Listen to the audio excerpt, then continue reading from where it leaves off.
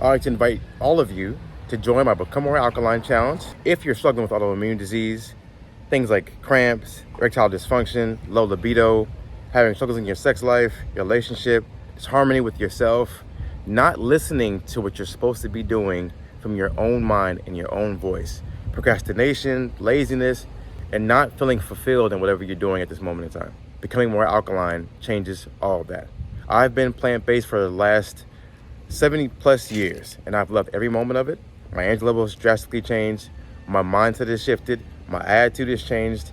My speech has changed. This, my well-being overall, my self-esteem, and just my love for life has changed. And that's probably the main thing that I've seen is my self-love has increased so dramatically just from becoming more alkaline. So if you guys have been looking for an answer to the question, what do I do next? Where do I go next? What do I pursue next? I've got the 100 million, I've got the $1 million, I've got the business, I've got the company, I've got the family.